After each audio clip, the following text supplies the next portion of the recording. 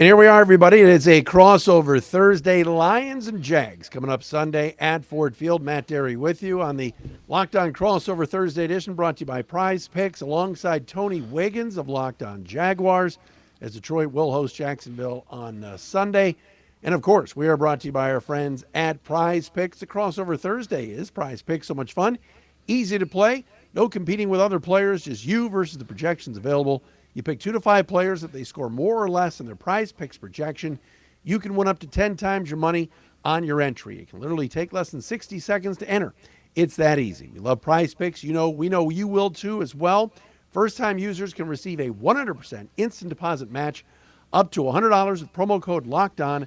That's PrizePicks.com, promo code LOCKEDON. Jags off a win. Here come the Lions to face Jacksonville. T-Wig. So great to see you, my friend. How are you? You too, my brother. I'm good, man. It's good to finally have a reason to do a podcast with my buddy, man. I always tell people, we brothers. Look, We are. salt and pepper beard, same look, same look. Don't commit no crimes now, and then they're gonna be looking for me, Matt. I'm telling you. Oh, I love it. I love it. Well, it's weird. It's almost like, and I almost said this, it's almost like, Tony, we're two teams off of, we're a couple of hosts talking about winning teams and teams off of wins, because here in Detroit, it was like a moral victory almost beating Buffalo. For you guys, you went for it at the end of last week, down one after the touchdown to Marvin Jones, and Doug Peterson says, screw it, let's go for 2 in the win, and you do it. That was exciting. It was. It was very, very exciting. It's probably one of those moments that you'll never forget, especially if this thing actually does turn around and start heading in the right direction, which a lot of people believe that that's what's going to happen because they won 2 out of 3.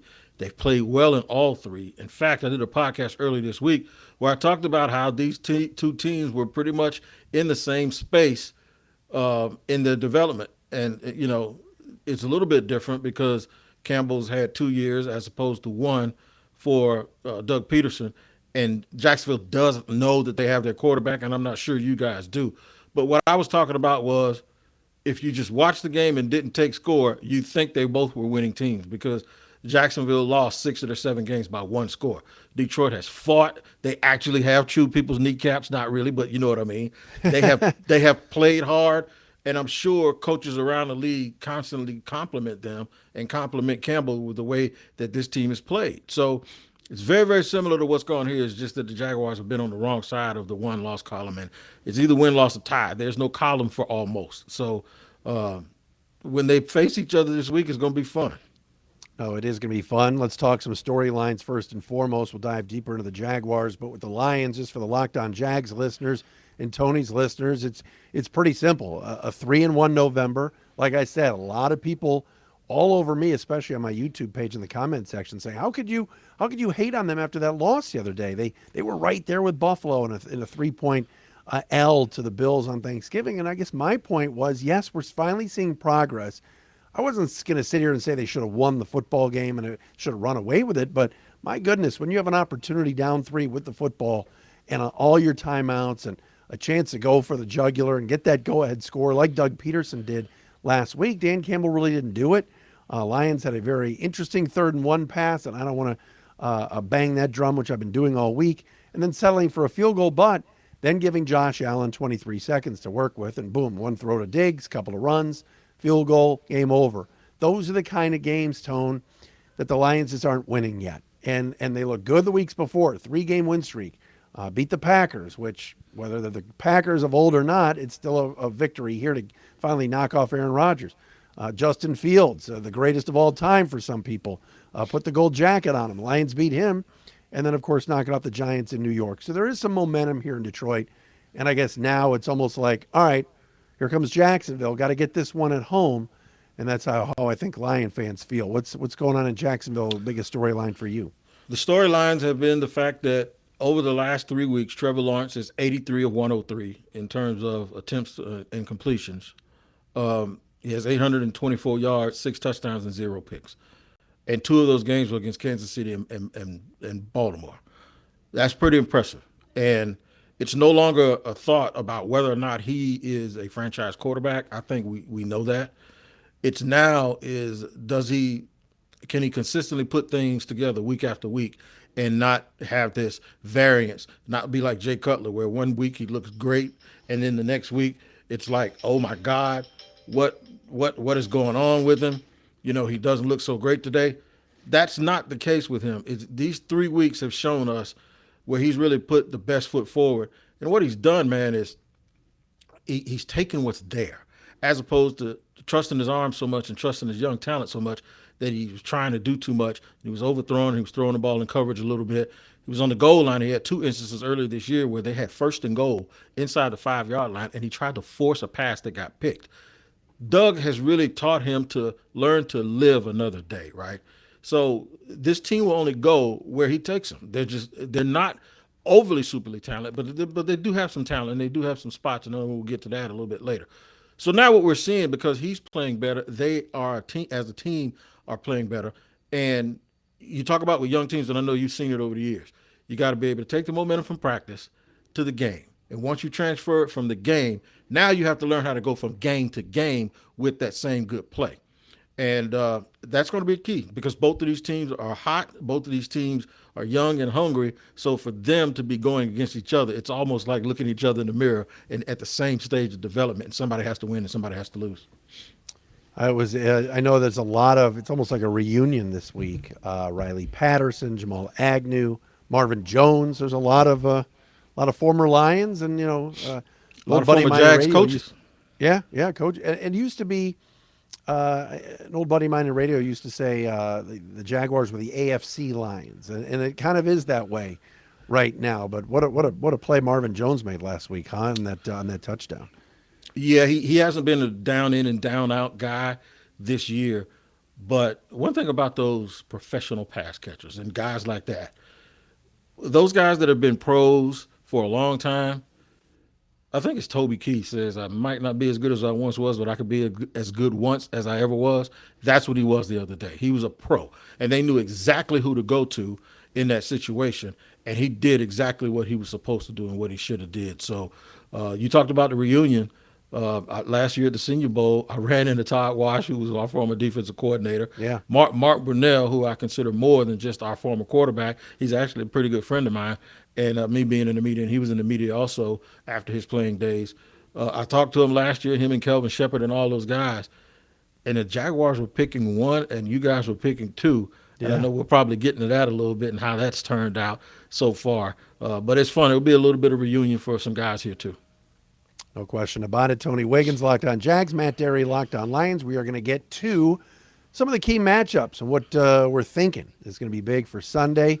Locked On Lions, Locked On Jags, brought to you by Audible. Audible releasing a slate of new football podcasts that we're sure you're going to love. Find Think Like a Champion now wherever you get your podcasts. Think Like a Champion, brand new podcast from Russell Wilson and Audible. Ross, of course, a champion on the field, but off of it, we rarely know the grind on the path to greatness. Russell Wilson, along with co-host Harry Wilson, and the late Trevor Moawad, digs into how high-performance athletes, artists, and leaders push the boundaries of their potential. Hear from two-time Super Bowl champ Von Miller, Tim Tebow, and others. It's available for free on Audible or wherever you get your podcasts. Again, head over to Locked On Presents for a sneak peek of Think Like a Champion, or catch the full series available anywhere you get your podcasts, available everywhere now. Audible, get in the game. All right, here we go. Matt and Tony with you. Here we are talking a little Lions and Jaguars as we get you ready for Sunday's game at Ford Field. Key matchups. T-Wig, what are you thinking when you look at these two teams and what stands out? I think Detroit, in true former tight end fashion, they're going to try to bust in your mouth and run the football. We saw that the other day.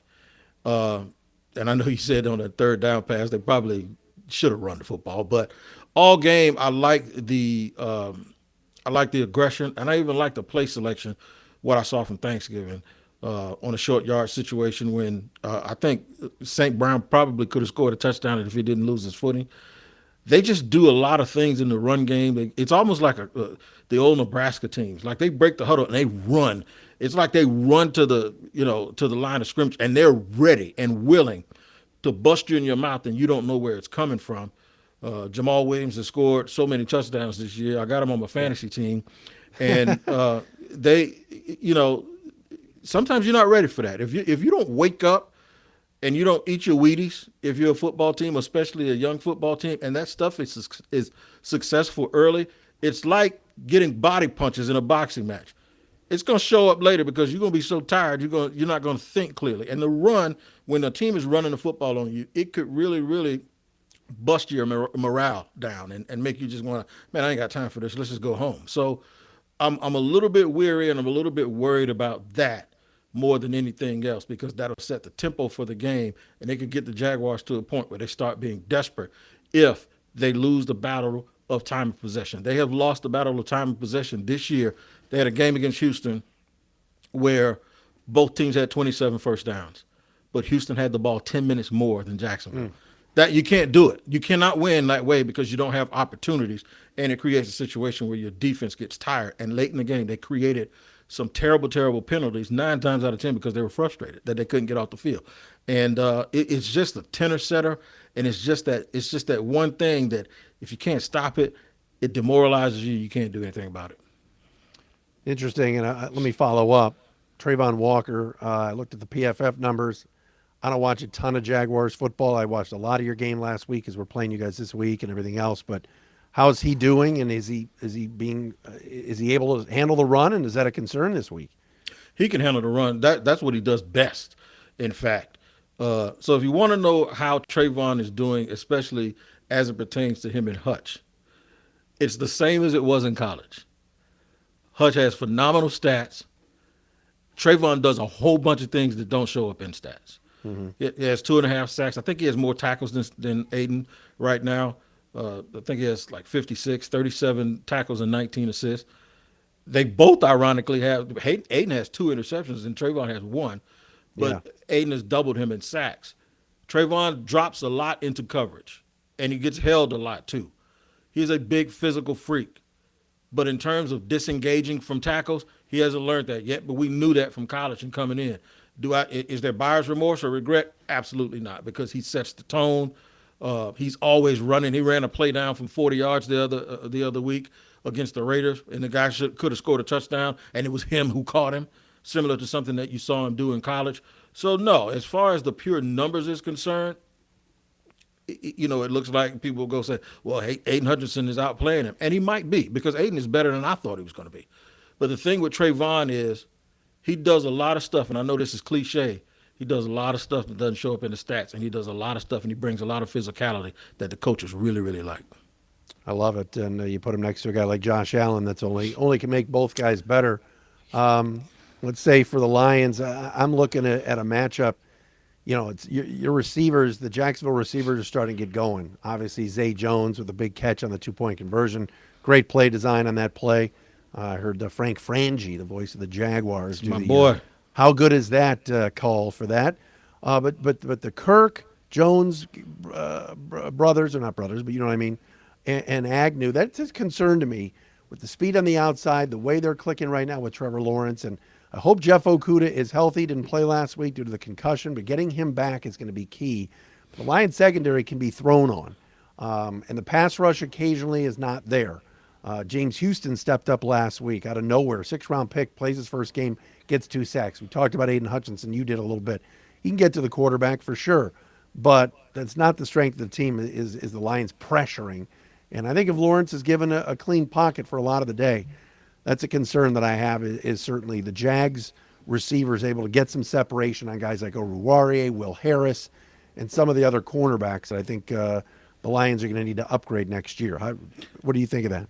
No, I'd agree with you. And the thing that you really have to watch out with the Jags passing game is they'll throw it quickly, not down the field. They'll get you in one-on-one matchups, and if those guys aren't good tackling in the open field, you know what Jamal Agnew can do. You know what people talked about his contract, but Christian Kirk has been fabulous statistically as well as in other ways. On that game-winning drive last week, he caught a pass that would have been picked off had he not caught it, and he went up and got it. But he was a punt returner in college. So they have guys that if you throw him the ball, Zay Jones is another one, Evan Ingram is another one, that run after the catch. So can Travis Etienne, who came out of the game last week as a precaution, but he's fine. He's going to play this week, and he's going to get going. He can get them in chunks too.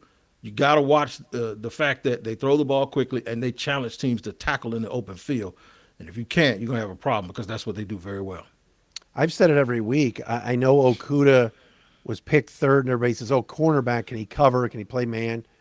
His tackling in the open field has been huge the last few weeks. He's just been really good at it. And there are times that future head coach, I like to call him future head coach Aaron Glenn, the D coordinator, puts Okudah in spots where he's almost a hybrid rover type. And he's made some big plays in the open field. A couple of Justin Fields runs that maybe could have been 20, 25-yard runs ended up being 6, 7-yard runs because of the Okudah tackling. So it'll be interesting to watch those matchups. That will be certainly a lot of fun. Matt and Tony with you. Locked on Jaguars, Locked on Lions, Thursday crossover. We got to get to some predictions, which we will do coming up next. First, though, we got to tell you about our friends at BetOnline. BetOnline.net, certainly your number one source for sports betting info, stats, news, and analysis. You go on there right now. As at this time of recording, well, Jacksonville went from a 1.5-point underdog to a 1.5-point favorite. You get all that information at BetOnline.net. Get the latest odds and trends for every professional and amateur league out there. Football to basketball to soccer and esports, they've got it all at betonline.net. And if you love sports podcasts, you find those as well at BetOnline. We're always the fastest and easiest way to get your betting fix. Head to the website today or use your mobile device to learn more. BetOnline, it is where the game starts.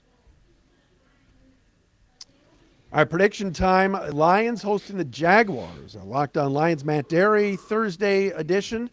PrizePicks crossover with Tony Wiggins, Locked on Jaguars. I don't know, T-Wig. I'm not sure where to go here. I picked them the last few weeks. I didn't pick them Thursday because I didn't think they were going to beat the Bills. But I'll put the Lions ahead Sunday at home, fresh off a home loss where they played pretty well at times. And like I said earlier, probably could have beaten and should have beaten the Bills. I think bouncing back and getting the win will be there, but I think this is going to have to be high scoring. I think the Jaguars will score. You mentioned ETN coming back. That's a problem. He's just so fast.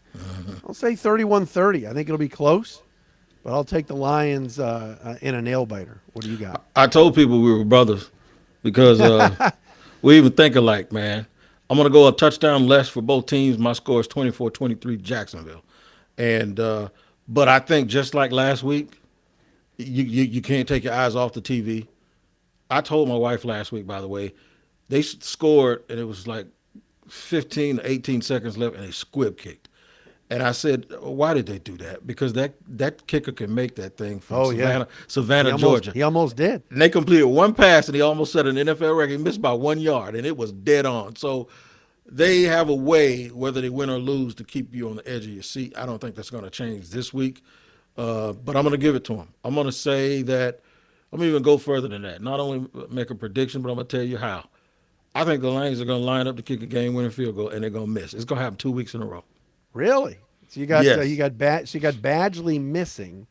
That means if it's 21-20, I guess you're saying 3 touchdowns, or could this be a Riley Patterson revenge game where maybe he kicks one against his former team? It could be 23-21 and Riley, and we run old Riley out there, even though he missed the extra point. He missed an extra point last week. But I'm thinking it's going to go the other way. I'm thinking the Jags are going to be up by a point, and y'all going to try to win it, and it's going to fall short. Wow. There you go. Patterson's been good for you guys, though, right? He's been okay. You know, the fans around here. You know, the thing about a kicker is all you got to do is miss one, and now everybody's going, oh, you got to run him out of town. So he's been all right. I don't know if he's the type of guy. I don't think the ball flies off of his foot to the point where you have the confidence like, say, Cincinnati or Baltimore, of course. Anytime you get within 50 yards, you're gonna send a dude out there, and you know he's gonna make it. And that's McPherson, I believe, up in Cincinnati. You know they're gonna make it. And I think the Jaguars are still in that territory with him, where it's 2-down territory if they're on the other side of the 35-yard line. It ain't guaranteed. Doug, if it's 3rd and 5, he might call a run play on 3rd down because he knows he's going for it already on 4th down. He's done that a bunch this year.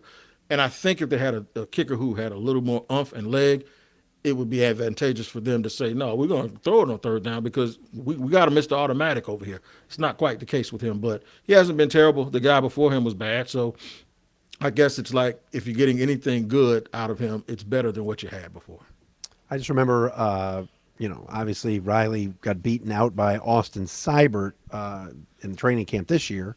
The Lions let him go. He started off, like you said, pretty good, pretty well for the Jags, and then the Lions went through 50 kickers to finally get to Badgley, and it's like, well, why didn't they just hold on to Riley Patterson? But Right. like you said, in training camp and in the preseason, Patterson did not kick it as well as Seibert did, and that's what the Lions had to go on with that, and then they made the choice to obviously change that. Watch Jack Fox as well, the Lions punter, now the highest paid punter in the league. Could be a weapon, give Lawrence a longer field, but it seems like last week did a lot for the Jacksonville confidence, just getting that win over the Ravens, didn't it? And man, Sky a couple high, years yeah. ago, that kick probably would have gone through, knowing the Yeah. Jags of luck, but maybe they're turning the corner with Doug Peterson. Yeah, I do. I think there's a lot of confidence with Doug too. He's been super, super aggressive, going for it on fourth down on that for that 2 point conversion. Surprised no one because fans have lamented the fact that he's done that, and they've accused him of chasing points early in the season, and we've lost some close games because he was doing stuff like that. It was almost like Brendan Staley part two, and but the Dan other Campbell day, to an extent. Yeah. yeah, but the other day, man, when they got down there, that everybody in the place stood up and said, "Oh, you want to go for it? No, do it now." And they were the we don't talk about moral victories don't exist. You and I know that. I'm gonna tell you something. Before that 2 point conversion, it was already done. Whatever jubilation the fans were going, they would have given them a standing ovation had they not made it. That's Really? yeah, they would have, man, because it's like Trevor Lawrence scored. You know how you have to stop, score sometimes when you're behind at the end of a game. Well, they scored. You know what Baltimore did? Baltimore went back down and they kicked the field goal and ran all the clock out. Doug saved his timeouts. And Trevor had already had this drive where he took them down when they were down 2 touchdowns. Right. Yeah. So, the work was done. But then he did it again. And what happens sometimes with young teams? You use all of this energy to come back, and then like you're out of it now. And you go ahead and you lose, and they're like, too short, day late, dollar short. No, he said, okay, they scored a field. We're gonna go score a touchdown and we're gonna win the game.